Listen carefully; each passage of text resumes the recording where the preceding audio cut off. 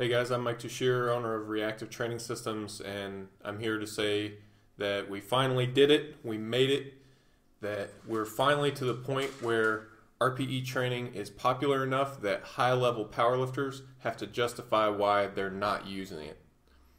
Just kidding, of course, but this is a video in reply to Jonnie Candito's video from yesterday where he talked about why he doesn't do RPE-based training.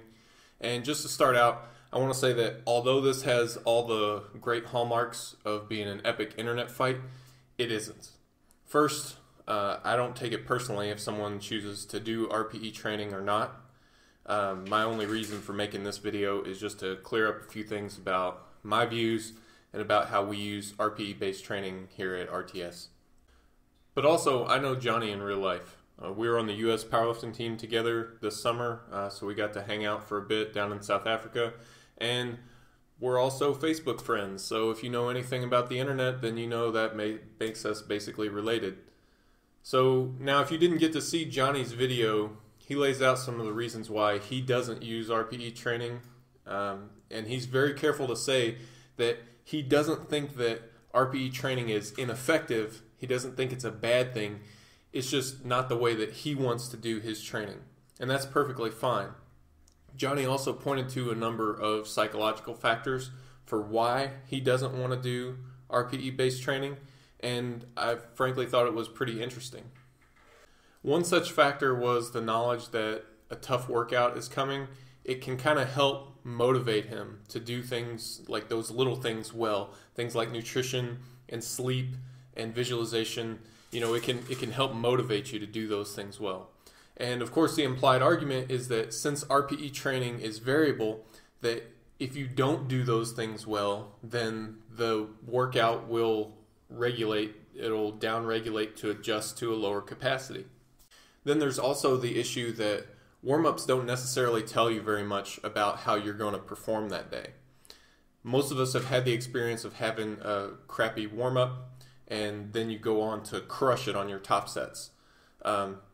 The idea is that if you use RPE training, then you would shy away from those heavier top sets, those heavier top weights, and you would miss out on like those great training comeback workouts. Jonnie also said that he doesn't like a lot of mental clutter in his training. He wants to focus on, maybe one or two technical cues and not really worry about other stuff like bar speed. And then finally, he was talking about some post-training issues as well. Jonnie mentioned that he feels like if you hit a big PR in the middle of your training cycle, sometimes it can be detrimental for a couple of reasons. One reason that he mentioned was if you're always comparing yourself to your absolute best performance, and you have this big PR in the middle that's kind of based on the perfect day, that can be demotivating for the rest of your training cycle. But then on the flip side, Jonnie also prefers the anticipation of building up the training, like the whole training cycle. It kind of builds up. You don't really know exactly what your capabilities are or what they might be. And then it's kind of a mystery until you end the cycle. And related to that, as a powerlifter, you want to be at your best on a specific date. And Jonnie ended his video by saying that, in effect, RPE is not the only way to auto-regulate training, and that there are other ways out there to auto-regulate your training as well. There's a lot of good stuff that Jonnie said. There's a ton of stuff that he and I agree on. And we totally agree on things like the fact that if you enjoy RPE training, that it's a good option. Also, if you hate it, then you shouldn't hate your training, and then maybe something else is a better fit for you. We also totally agree that, like it or not, RPE is just not going to be right for everybody. RPE training is just a tool. If its drawbacks outweigh its potential benefits as a tool, then by all means, don't do it. There's plenty of people who've gotten really strong without using RPE. As long as you're using some form of auto-regulating training, I think you'll be okay for the most part. Along those same lines, if you find RPE distracting during your set, or if it disrupts your technique, then RPE is probably not a good tool for you. And I should take a moment to say, if you have no idea what I'm talking about with RPE, then scroll on down to the bottom. In the description, I'll post a link up for you guys. But kind of getting back to it, just because RPE isn't the best tool for you right now doesn't mean that it won't be a good tool for you later on in your training. So it's about finding what tool is going to be the best fit for you right now. And if it's not good for you right now, then maybe you should try something else. And Johnny's also 100% correct, right on the money. RPE is not the only way to auto-regulate training. We'll talk more about that in a second. Now, before I go on, I'd just like to mention that clearly I'm an advocate of RPE-based training. I use it myself, my athletes use it, I wrote a book about it, and so on. So clearly I'm an advocate, and clearly I'm coming from the side of being pro RPE training. But with that said, watching Johnny's video was really helpful to me personally, because I was able to learn a lot about how RPE training is perceived by others. Now, I could be wrong, but I don't think Jonnie has done RPE-based training, at least not extensively. So gaining the perspective of someone who hasn't used it, or at a minimum who's chosen not to continue using it, that's really valuable to me as a coach, and I appreciate Jonnie for putting that information out there. I agree with most of Johnny's arguments as they're presented as well. Now, the trouble is that how they're presented isn't necessarily how I would teach someone to use RPE-based training, and that's also why I think his perspective is so valuable, because of that minor disconnect. So for example, Jonnie talks about how when he has a tough workout approaching, he prepares a lot more thoroughly, with diet and sleep and visualization and so on. And the implied argument is that if you can just reduce your training weights, then the motivation to do all those little things may not be there. The thing is, you can and should still have tough workouts with RPE-based training. RPE training is not a license to just wing it. It's not a license to just ease up under the promise that you're still going to perform at your best at some point in the future. You get what you put in, and that doesn't change with RPE training or otherwise. If you want a big training session, then you've got to take care of those little things. It'll help you to do that. Now, at the same time, though, sometimes things happen that are outside of our control, and we can all think of a dozen of what those events might be. Now, if one of those kind of life happens sort of events occurs to you, the situation makes it so that you can't keep your sleep and your diet in check for this big training session that you have planned. It's nice if the training program has the flexibility just built in to adapt to that kind of situation, and RPE training does that. Another issue that Jonnie has with RPE training, and I hear this one quite a bit, is that warm-ups don't necessarily reflect how you're going to do on the top sets of the day. Now, you might come in and during your warm-up everything feels terrible, and then you turn around and have a great training session for your heavier work. The idea is that if you use RPE training, you miss out on some of these comeback workouts, because if you go in and you're having these warm-ups and the warm-ups feel heavy, you would reduce the training load, and you wouldn't have the opportunity to have this awesome comeback because you would downregulate the training. Now, the thing is, we don't regulate the workout based on those first couple warm-ups because they aren't an indicator of how you're going to perform. But the heavier workup sets, they do have an impact, and they are a pretty reliable indicator of how you're going to perform that day. So let me explain. Let's say, for example, the goal is to do around 85%. You would have a target weight, right? Let's say, for example, your target weight's around 85%. Your goal is to do a triple with around that 85% weight. Now you go to the gym and you start going through your warm-ups, and as the weights get a little heavier, you'll first do a triple with 75%. Then you'll do a triple with 80%, and then finally a triple with your target weight of 85%. Now, I agree that those first few warm-up sets, they might feel crappy and you can still turn it around. But if a triple with, let's say, 80%, if it feels crappy, then there's a good chance that you're not going to turn it around.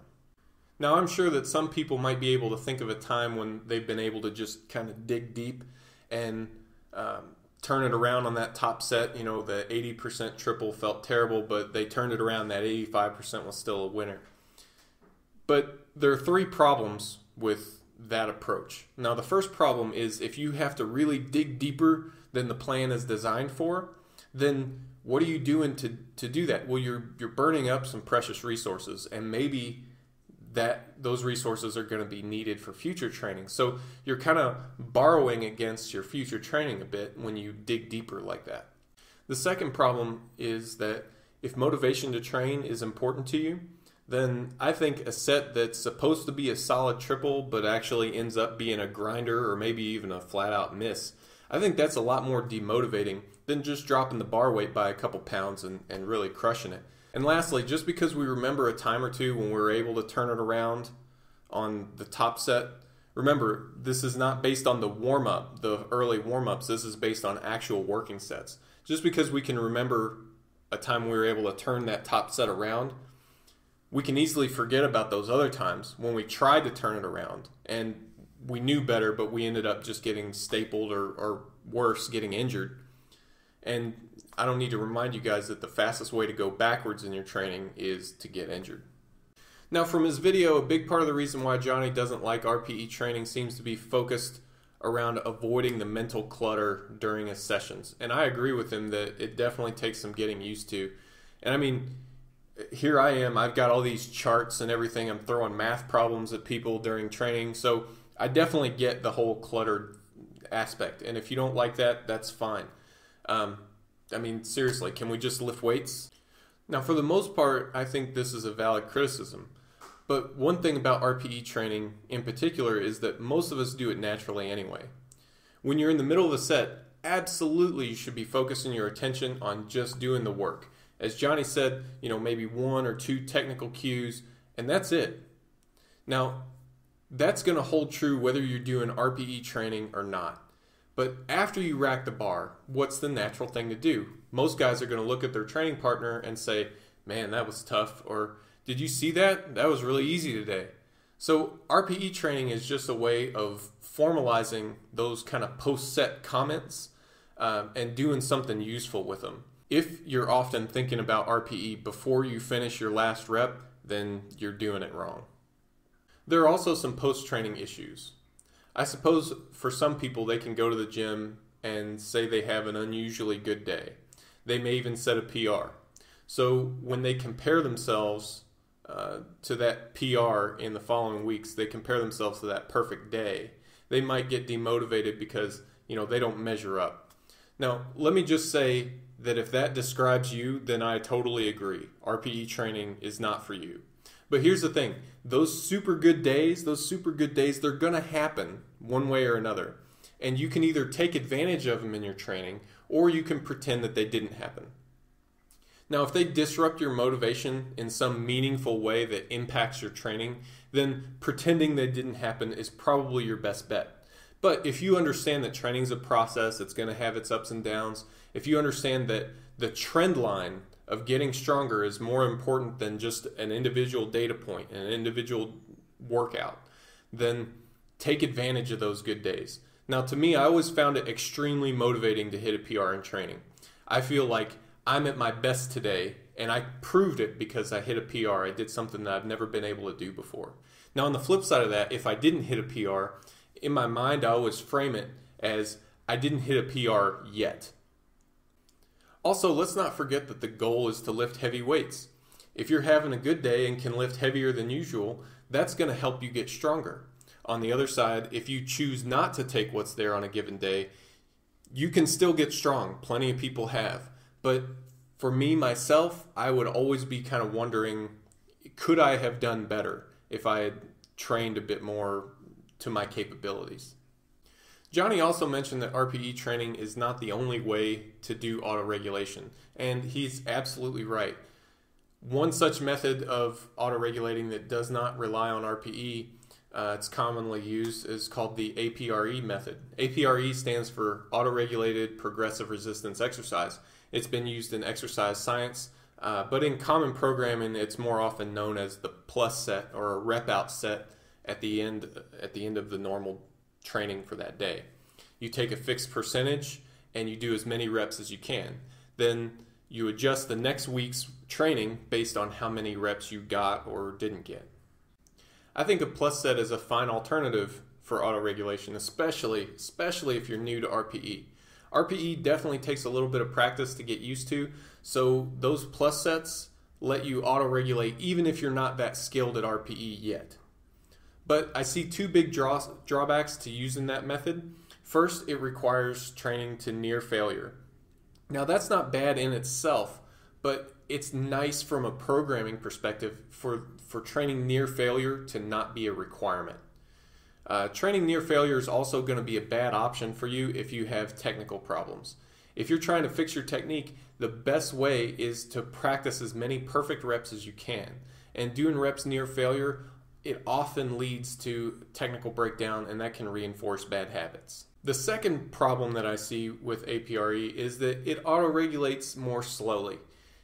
Now, if you did your plus set last week and this week before training, you got no sleep the night before, what do you do about training today? The plus set that you did last week doesn't take into account everything that happened from then until now. And if you want to look at it another way, let's say last week, before last week's plus set, you did terrible. You got no sleep and your nutrition was off, and because of that, your performance tanked.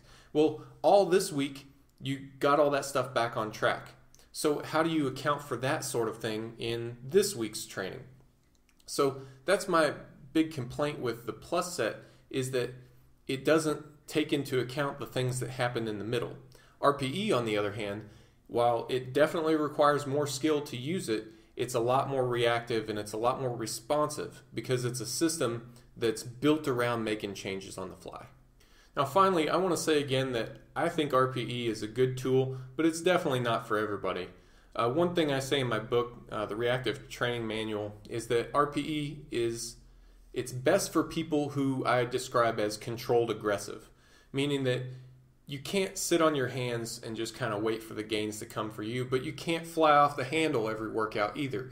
You've got to be deliberate and be aggressive in your training, but not over the top.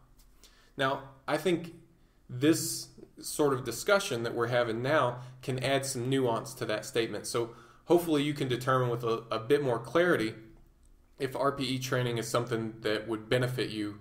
And if it doesn't, if you decide that it doesn't benefit you, then hey, no hard feelings.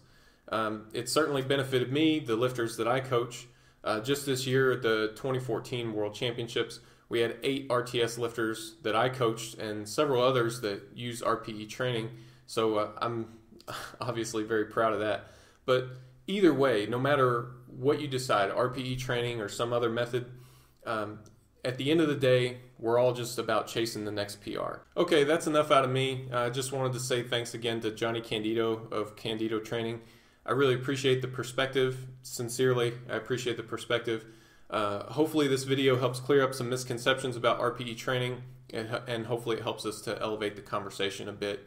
I'm typically really bad about replying to YouTube comments, but if you'd like to chat more about this, feel free to hit us up on the RTS Facebook page, or if you want to have a more detailed conversation, head over to the RTS forums. I'll put a link to both of those in the description.